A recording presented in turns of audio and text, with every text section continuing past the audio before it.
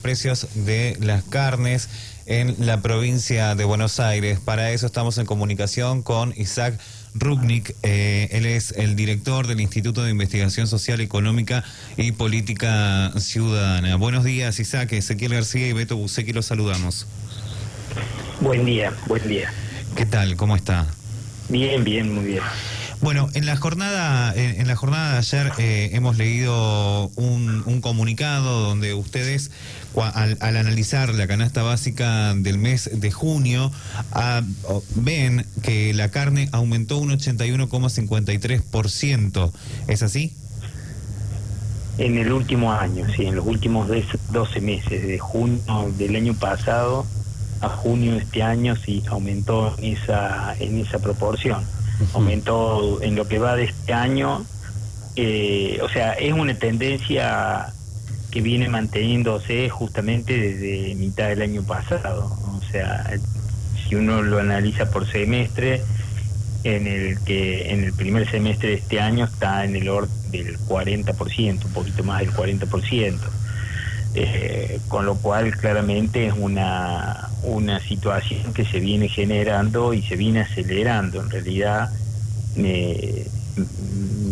todos los meses. Las medidas que ha tomado el gobierno para tratar de paliar esta situación, para tratar de contener, digamos, el avance permanente de los precios en el puro carnes, sobre todo en la carne bovina, ha sido, si se quiere, fracasado, porque no han logrado su objetivo. O sea, hizo varias medidas que fueron tomando a medida que no daban resultados las que se habían puesto en el escenario. Entonces hoy tenemos este resultado que obviamente para el presupuesto de las familias argentinas es muy negativo. Hay un aumento permanente de los alimentos. En junio a nosotros nos da alrededor del 3%. Ya en el mes pasado el resultado había sido similar, y el gobierno, cuando le dio el 3% el mes pasado, festejó porque supuestamente empezaba un nivel de contención, porque en los meses anteriores había sido mayor, pero en realidad el aumento de los alimentos sigue siendo muy alto, y sobre todo no se condice con el incremento de las remuneraciones, sobre todo de las remuneraciones mínimas, salario mínimo, jubilación mínima, y los montos de las asignaciones sociales, ¿no? Sí. Ahora hay además esto implica obviamente un desfasaje muy importante entre el pronóstico que había hecho la conducción económica, que figuraba el presupuesto que se votó a finales del año pasado, como todos sabemos es del 29%, de eso prácticamente ya no se habla, o sea, ya nos hemos olvidado de esa situación.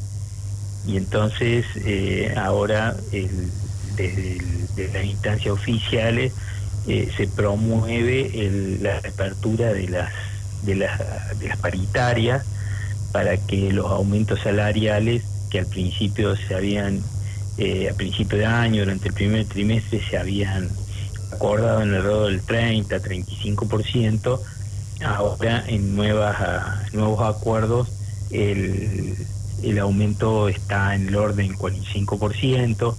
Hay intentos de sostener el poder adquisitivo, sobre todo las jubilaciones mínimas, buscando ponerle bonos extras que permitan compensar las pérdidas, pero en línea general lo que sucede tanto con la reapertura de las paritarias como en el otorgamiento de estos bonos es que los incrementos de las remuneraciones que estas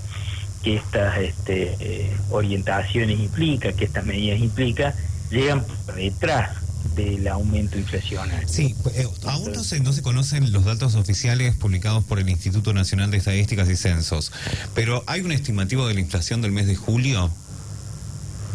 De junio, digo. Perdón. Bueno, de junio nos dio 3%, 3,07% de la canasta básica de alimentos, que es lo que nosotros medimos, sí. Y la canasta básica total, el incremento es similar. Entonces, el total de la canasta básica de alimentos para una familia de 2 adultos y 2 hijos, hijas pequeños, está en el orden de los 28.000 pesos, entre 27 y 28.000 pesos en el conurbano bonaerense. Uh-huh. Y eso ¿qué implica? Implica que con un hogar que tiene que recibe un salario mínimo no llega a cubrir esa canasta.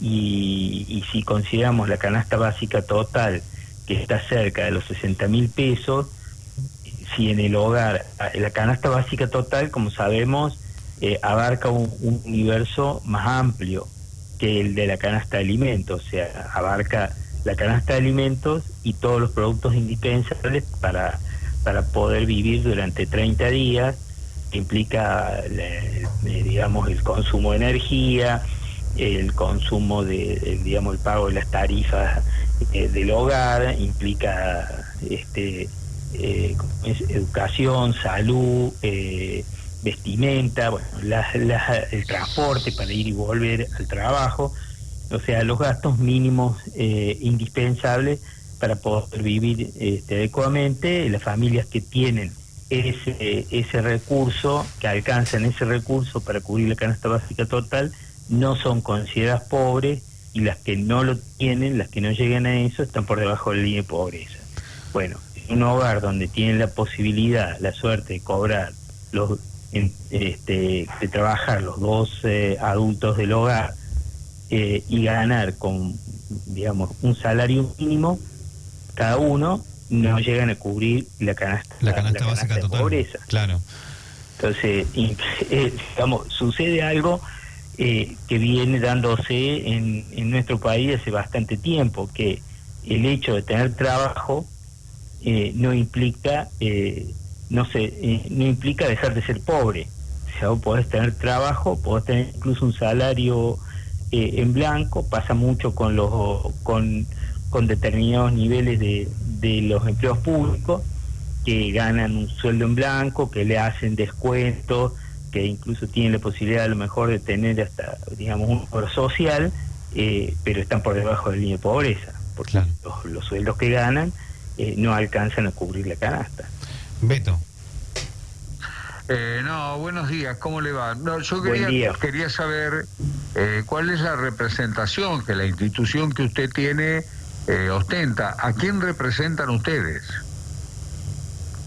Bueno, nosotros somos una asociación civil, un instituto de investigación. Venimos haciendo este relevamiento desde hace muchos años en distintas ciudades del país, un relevamiento de los productos de la canasta básica de alimentos.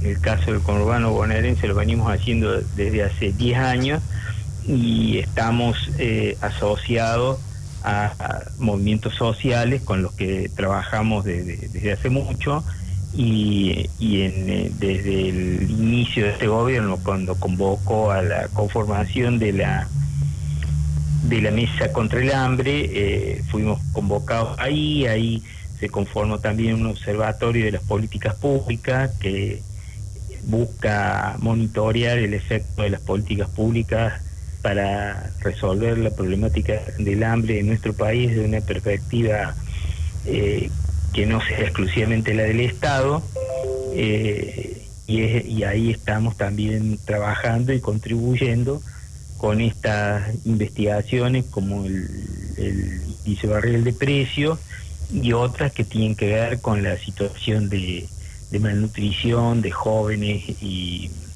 de niños y adolescentes también, que es un relevamiento que venimos haciendo hace muchos años, y ahora hace poco hemos emitido el último informe. No, aprovecho para preguntarle si la Mesa del Hambre sigue trabajando, ¿está en plena actividad? La Mesa del Hambre como tal, en su conjunto, en su funcionamiento plenario, la última vez que fue convocada fue con la presencia del presidente, que anunció la extensión de la tarjeta alimentar hace 2 meses atrás. En líneas generales tiene un funcionamiento limitado, tiene complementariamente a esas reuniones plenarias que se realizan cada 4 meses aproximadamente, 4 o 6 meses aproximadamente. Hay una serie de comisiones técnicas que funcionan y que van emitiendo, bueno, en general con participación de organizaciones de la sociedad civil, y que van emitiendo algunas orientaciones respecto a los productos que se deben consumir, etcétera, etcétera. Bueno, eso le quería preguntar, ¿cuál sería, porque se habla mucho de la Mesa del Hambre y tal vez mucha gente tiene la idea que la Mesa del Hambre trabaja todos los días de manera para tratar de paliar esta situación que sufren muchos argentinos. ¿Ustedes hacen recolección de alimentos? No. ¿Ustedes dictan políticas o aconsejan al gobierno en qué políticas se podrían tomar para paliar el hambre en la Argentina? ¿Hay mucho hambre en la Argentina? Bueno, los relevamientos que nosotros estamos haciendo, primero, respecto al precio, a los precios de los alimentos, que es un elemento fundamental para hacer un seguimiento de si esta situación se va resolviendo o no. No es el único, pero es importante, muy importante, es que los aumentos permanentes de los precios constantemente van deteriorando el poder adquisitivo de las remuneraciones, y sobre todo las remuneraciones mínimas, como te decía al principio. Otro relevamiento que nosotros hacemos, como el acceso a la alimentación familiar, también arrojan resultados que son muy negativos respecto a esta situación de acceso a los alimentos más o menos adecuados, alimentos más o menos nutritivos, sobre todo de las familias de los sectores de los barrios populares, de los barrios donde habitan los sectores más vulnerables, de menores ingresos.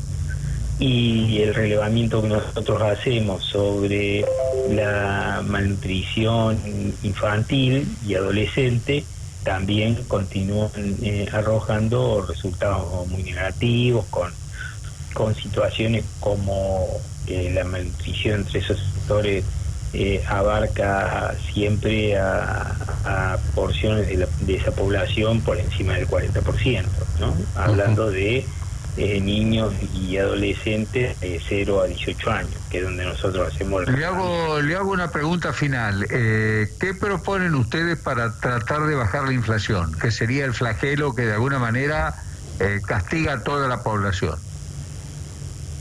Mira, ahí hay razones estructurales que no se resuelven de un día para el otro. O sea, vos tenés una concentración, para dar un ejemplo, tenés una concentración del mercado de comercialización en pocas cadenas, pocas y grandes cadenas de hipermercados que defienden con uñas y dientes la continuidad de sus ganancias en la misma proporción, aun cuando todos en la Argentina atravesamos una situación de crisis y de reducción de nuestros recursos. Obviamente, si están concentrados y tienen la posibilidad de generar, de ser formadores de precio, tienen capacidad para resistir a medidas que el Estado intenta imponer, medidas regulatorias que el Estado intenta imponer.